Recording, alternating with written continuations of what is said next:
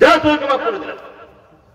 এবার আল্লাহ দুইজনকে ডেকে বলছে, আদম আর হাওয়াকে তোমাদের দুইজনকে নির্দিষ্ট একটা টাইমের জন্য পৃথিবী নামক একটি জায়গায় তোমাদেরকে থাকতে হবে। তখন আদম আলাইহিস সালাম মনে মনে ভাবছেন এটা যে আমি আর হাওয়া দুইজনে পৃথিবীতে যাবো, এটা ঠিক আছে। তখন আবার বলছে শয়তান থাকবে। তখন আদম আলাইহিস সালাম মনে মনে ভাবছেন যে কি ব্যাপার, একবার তো ওর সাথে থেকে জান্নাত থেকে বার করে দিল, আবার যদি ও পৃথিবীতে থাকে তাহলে তো 12টা বাজিয়ে ছাড়বে, তাহলে আমাদের কাজ টিকতে দেবে না।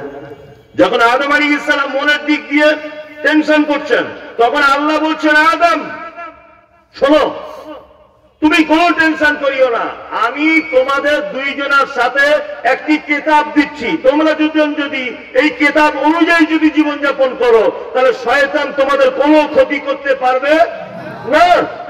শয়তান দেখছে তাহলে মজার ব্যাপার, আসলে কিতাব দিচ্ছে, দাঁড়া তোমার কিতাবের 12টা বাজাবো। কিতাব পরিবর্তন করে দিয়েছে।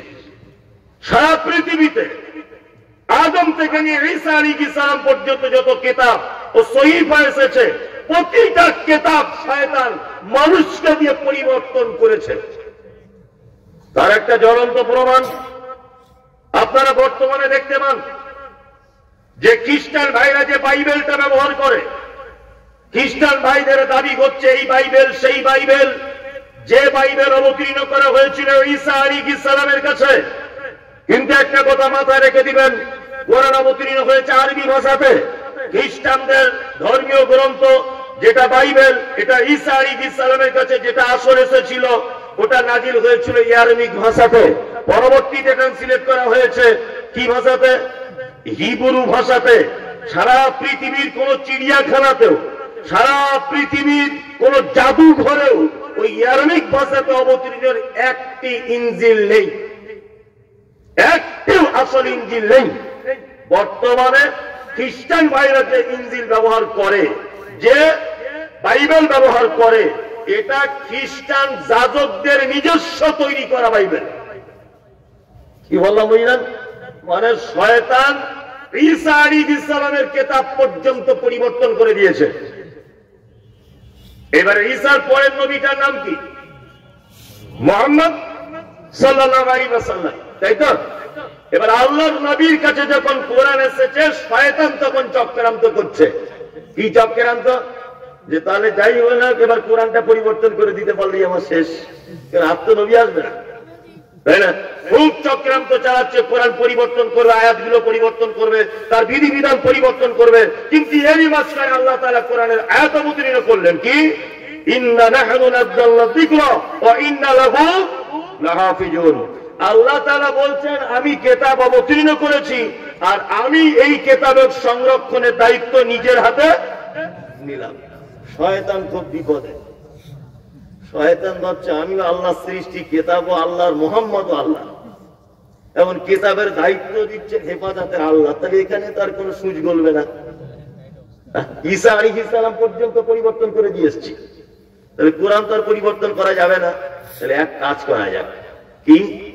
এটা একটা হ্যান্ডবিল। এটা কি? হ্যান্ডবিল।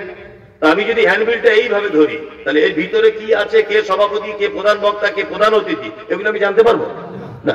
তাহলে আমাকে খুলে পড়তে হবে, তবে জানতে পারবো মুসাব ইবনে উমাইর মসজিদ মাদ্রাসা কমপ্লেক্সের উদ্যোগে ওয়াজ মাহফিল, প্রধান বক্তা অমুক, প্রধান অতিথি অমুক, এটা জানতে পারবো, খুললে তার পারতো। শয়তান বলছে তাহলে এর বিধান যদি পরিবর্তন করতে নাই পারি একান্ত ভাবে, তাহলে একে যারা তেলাওয়াত করে তাদেরকে দূরে সরিয়ে আনতে হবে, ও যাতে পড়তে না পারে। পড়বে তবে তো ভিতরে কি মাল আছে বুঝবে, ও যাতে পড়তেই না পারে। এইবার আপনাদেরকে বলছি, শয়তান বিজয় লাভ করেছে না আমরা? শয়তান। এখানে একটা লোক বলুন তো যে আজকে ফজরের পরে 2 পৃষ্ঠার কোরআন মাজিদ তেলাওয়াত করেছি, ইমামদারিতার সঙ্গে বলবেন, ডুপ্লিকেট করে হাত তুলবেন না, বলে দিলাম। একজন, দুইজন, তিনজন, আলহামদুলিল্লাহ। তার মানে শয়তান যে জয়লাভ করেছে এখানেই তার প্রমাণ, তাই না? শয়তান আপনাদেরকে সরাতে পেরেছে কোরআন মাজিদ থেকে, তাই না? আজব ব্যাপার। ওই জন্য কোরআন মাজিদের আমার আগে যিনি বক্তব্য রাখছিলেন উনি, না তার আগে তিনি, যাই হোক, একটা কথা বলছিলেন পৃথিবীতে সবকিছু জোর করে অর্জন করা সম্ভব, সবকিছু ক্ষমতা ভোট কিছু করতে দেবো না, আমি প্রধানমন্ত্রী, এটা ক্ষমতা করে সম্ভব। কি বললাম বুঝলেন? আমার এখন ডাক্তারি সার্টিফিকেট দরকার, আমি 4 কোটি টাকা দিব একজন, তো আমাকে সার্টিফিকেট বাড়িতে দিয়ে যাবে, দিয়ে যাবে না? দিয়ে যাবে। আমি এখন স্কুলে হেডমাস্টার হবো, কোন একটা বড় নেতাকে 10 কোটি টাকা দিয়ে দিলাম, আমি হেডমাস্টার হয়ে গেলাম। সম্ভব না অসম্ভব এগুলো? সম্ভব। তারপরে পৃথিবীর প্রতিটা সার্টিফিকেট বা উপাধি এটা কিনে নেওয়া সম্ভব। সারা জীবন নামাজ নাই, কিচ্ছু নাই, জাকাত নাই, জমির হাল কাটে, বুনের জমি দেয় নাই, টাকা হয়েছে, হজ করে এসছে, সবাই ওকে হাজি সাহেব বলছে। তার মানে কি? ও টাকা দিয়ে হাজি সার্টিফিকেট কিনে নিয়ে এসছে, হয়েছে কিনা হয়েছে আল্লাহ ভালো জানে। হ্যাঁ, সব কিছু জোর করে অর্থের ক্ষমতায়, পার্টি লাঠি দলীয় দাপটের ক্ষমতায় অর্জন করা সম্ভব। পৃথিবীতে একটা জিনিস কখনো দলীয় দাপট দিয়ে অর্জন করা, টাকা দিয়ে অর্জন করা, তপস্যা করে অর্জন করা, জোর করে অর্জন করা সম্ভব নয়। সেটা কি?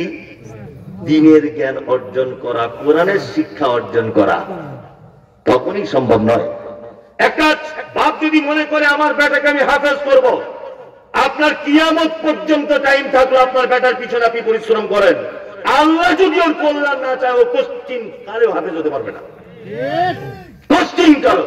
আবার নিজের দেখার কথা বলছি, আকাশ পাড়া কোরআনের হাফেজ পড়া ছেড়ে দিয়ে রাজমিস্ত্রির কাজে চলে গেছে, 29 পারা মুখস্থ করে ফেলেছে, 1 পারা বাকি, ছেড়ে দিয়ে রাজমিস্ত্রি কাজ করছে। তার মানে কি? আমি বুঝলাম আল্লাহ ওর কল্যাণ চাইনি, আল্লাহকে ভালোবাসেনি। কি বললাম বুঝলেন? তার মানে এর পিছনে সব থেকে শত্রু শয়তান, তাই না?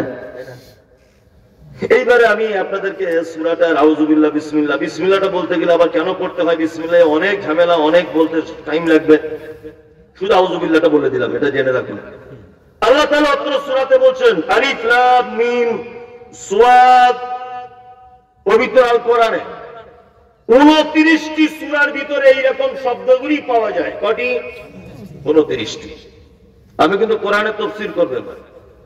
আলিফ লাম মিম নুন তাহা ইয়াসিন কাফ কাফ হা আইন সাদ আলিফ লাম র, এগুলো আছে না? আচ্ছা, 29টি সূরা। এগুলোকে বলা হয় আরবিতে হুরুফে মুকাত্তাআত, বাংলাতে বলা হয় বিচ্ছিন্ন অক্ষরমালা। এর ব্যাপারে আমি কিছু জানিও না, আমি মমতাজুল ইসলাম জানি না। আপনাদের বাংলাদেশের সব থেকে বড় বড় যারা শায়েখ রয়েছেন, ডক্টর আসাদুল্লাহ গালিব, ডক্টর আব্দুর রাজ্জাক বিন ইউসুফ, ওনার ছেলে আব্দুল্লাহ, বা আরো বড় বড় যারা আলেম রয়েছেন, মুসলিউদ্দিন সাহেব, আহমদুল্লাহ ত্রিশালী, এই সমস্ত আলেমদেরকেও যদি আপনি জিজ্ঞাসা করেন যে হুরুফে মুকাত্তাআত গুলোর মানে কি, ওনারাও এই কথাই বলবেন আল্লাহ ভালো জানে। আমি তো 2 পাতার ছেঁড়া মৌলভী সাহেব, আমার তো আর বিদ্যায় নাই, তারপর আমি আর পারলাম না। মানে আল্লাহ রাসূল এই ব্যাপারে কিছু বলেনি, আর সাহাবায়ে কেরামগণ নবীজিকে জিজ্ঞাসা করে নি এই ব্যাপারে। আল্লাহ তাআলা তারপরে বলছেন কিতাবুন উনজিলা ইলাইকা ফালা ইয়াকুন ফি সাদরিকা হারাদুম মিনহু লিতুনদিরা বিহি ওয়া যিকরা লিল মুমিনিন। সুবহানাল্লাহ। আল্লাহ বলছেন এটি একটি কিতাব উনজিলা ইলাইকা, যেটা আপনার উপরে অবতীর্ণ করা হয়েছে। কার উপরে? মুহাম্মদ সাল্লাল্লাহু আলাইহি ওয়াসাল্লামের উপরে। ফালা ইয়াকুন ফি সাদরিকা হারাদুম মিনহু, আপনি এর দাওয়াতের মানুষের কাছে পৌঁছানোর কারণে বা মানুষের কাছে যখন পৌঁছাবেন তখন আপনার মনে যেন কোনো সংকীর্ণতা বা কোনো ভয় ভীতি যেন কাজ না যেন করে। এর দাওয়াত মানুষের কাছে যখন পৌঁছাবেন আপনার অন্তরে যেন কোনো ভয় ভীতি সংকীর্ণতা যেন কাজ না করে। লিতুনদিরা বিহি, আপনি এই কিতাবের মাধ্যমেই মানুষকে ভয় দেখান। ওয়া যিকরা লিল মুমিনিন, এবং মুমিনদের জন্য রয়েছে অজস্র উপদেশ পবিত্র আল কোরআনের ভিতরে। এখানে কয়েকটা কথা বলি, কিছু মানুষের গায়ে লেগে যেতে পারে, গায়ে লাগলেও কিছু আমার করার নেই। আমি ভিসা পাসপোর্ট নিয়ে এসেছি, আমার তো ডুপ্লিকেট কিছু নেই। হ্যাঁ, আপনি আমায় কিছু করতেও পারবেন, আমায় কিছু বললে বরঞ্চ আপনি বিপদে পড়ে যাবেন, কেন ভিসাতে এসেছে। আল্লাহ তাআলা বলছেন একটি কথা, এটা কি কিতাব, আপনার উপর অবতীর্ণ করা হয়েছে। এর দাওয়াত পৌঁছাতে গিয়ে বিপদের সম্মুখীন যদি হন, কেউ যদি আপনাকে গালি দেয়, কেউ যদি আপনাকে মারে, কোন রকমের কোন অভিযোগে আপনার মনে যেন কোন ভয় ভীতি সংকীর্ণতা যেন সৃষ্টি না হয়। তার মানে বোঝা যাচ্ছে কোরআনের কথা বলতে গেলে মারটার খেতে হবে। হকটা বললে কি হবে, কি মার খেতে হবে, তাই না? আলহামদুলিল্লাহ আমি বাংলাদেশে এসে অনেক কিছু জ্ঞান ধারণ করেছি, অনেক কিছুর ব্যাপারে আমার এক্সপিরিয়েন্স আরো অনেক ব্যাপারে বেড়েছে। তার ভিতরে একটা জিনিস বেড়েছে, সেটা হচ্ছে এই যে পবিত্র আল কোরআনের সঠিক কথা বললেই বিপদের সম্মুখীন হতে হয়। আমি মোবাইলে দেখেছি, আপনারাও দেখেছেন যে সারা পৃথিবীর কোন জ্ঞান যার সামনে এই মুহূর্তে দাঁড়াতে পারে না, কোন বিদ্যা যার সামনে দাঁড়িয়ে টিকে থাকতে পারে না। এই মহান ব্যক্তিত্ব সম্পূর্ণ মানুষ, তিনি হলেন ডক্টর জাকির নায়েক। ও কি ভারতের কারোর বইয়ের আঁচল ধরে টেনেছে, কারো মেয়ের হাত ধরে টেনেছে? না, ভারতে টিকতে পেরেছে? টিকতে পারেনি। আপনাদের দেশে দেখেছি আমি প্রখ্যাত আলেম ডক্টর আপনার প্রখ্যাত আলেম মুজাফফর বিন মহসিন, উনি জেলে ছিলেন। আমি দেখেছি আব্দুর রাজ্জাক বিন ইউসুফ সাহেব, তিনি যখন স্টেজ থেকে নামেন অনেক জায়গাতে গাড়িতে ইট মারছে, হাতে বাঁশ দিয়ে মারছে, গাড়ি ভাঙচুর করে দিচ্ছে, 500 কোটি টাকার মামলা হাবিজাবি, এগুলো আমরা দেখতে পাই কি পাই না? পাই। আপনি সারা বাংলাদেশের যত কোটি পীর আছে আর যত লক্ষ পীর সাহেবরা আছে, একটা পীর সাহেব স্টেজে হক কথা বলার কারণে মার খেয়েছে, জাতি তাকে অপমান করেছে, সরকার তাকে অ্যারেস্ট করেছে, এইরকম একটা পীর সাহেব হুজুরকে আপনি দেখান পারেন? পারেন না। তার মানে বোঝা যাচ্ছে ও এখনো পর্যন্ত হক কথা বলেনি, এখনো পর্যন্ত চাপাবাজি করে কথা লুকিয়ে রেখেছে। অথচ যারাই এই ময়দানে সত্য কথা বলেছে তাদেরকে কিন্তু জাতি ছেড়ে দেয় নেই। আল্লাহ তাআলা মুহাম্মদ সাল্লাল্লাহু আলাইহি ওয়াসাল্লামকে বলছেন কথা বলতে গেলেই মার হতে পারে, বিপদ হয়ে যেতে পারে। এখনই যদি আপনাকে আমি বলে দিই, এখনই অনেক লোক আছে উঠে পালাবে। কি বললাম বুঝলেন না? কোরআনের কথা যদি বলে দিই, অনেক মানুষ আছে সহ্য করতে পারবে না। আল্লাহু আকবার। তার মানে এই পর্যন্ত যা কিছু আমি বুঝেছি আমার অল্প ভাঙাচোরা বিদ্যাতে, সারা দুনিয়াতে সগী আকীদার আলেমরা যত অপমান হচ্ছে, যত মার খাচ্ছে, যত বদনামের ভাগীদার হচ্ছে, তার মূল কারণ দ্বীনের সঠিক জ্ঞান মানুষের কাছে পৌঁছে দেওয়ার কারণে। চোরকে বলছে আসসালামু আলাইকুম, আপনি চোর তো? হ্যাঁ নমস্কার নমস্কার। আর সাধুকে বলছে নমস্কার নমস্কার নমস্কার। আর তাবিজ দেন, বলছে এটা মকরু, অসুবিধা নাই।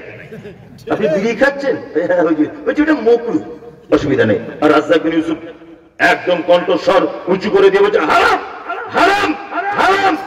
স্টেজ থেকে নেমে যা বলছে এই বেটা বিড়ি আবার হারাম হয়, কোন হাদিসে লেখা আছে বল? আগের হুজুর বলে গেছে মকরু। ঝামেলা এই কারণেই হচ্ছে, কি হচ্ছে না? হচ্ছে না। তার মানে বলে যাচ্ছে যে যারা তেল লাগিয়ে চলছে এদের কোনো সমস্যা নেই। কি বললাম বুঝলেন? এদের কোনো সমস্যা নাই। আর যারা একেবারে স্টেট দাঁড়িয়ে আছে হাদিস এবং কোরআনের উপরেই, তাদের সমস্যা আছে। সমস্যা আছে না? সমস্যা আছে, অবশ্যই সমস্যা আছে।